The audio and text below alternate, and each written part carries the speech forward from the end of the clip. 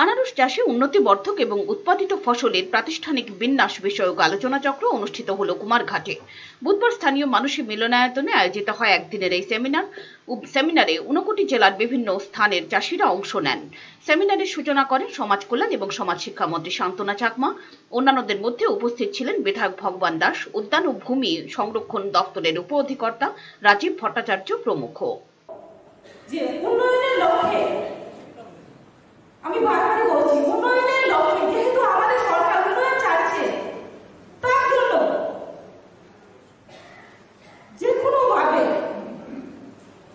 আমরা ত্রিপুরাকে আগামী 3 বছরের মধ্যে মডেল ত্রিপুরা আমাদের মাননীয় মুখ্যমন্ত্রী বিপ্লব দেবজির নেতৃত্বে আমাদের যে লক্ষ্য মডেল ত্রিপুরা করা, সেই লক্ষ্যে আমরা এগিয়ে যেতে চাই।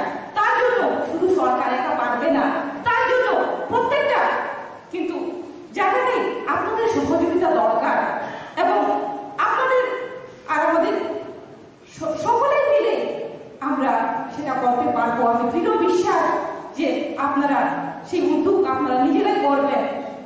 Pure Report, Channel Din Raat।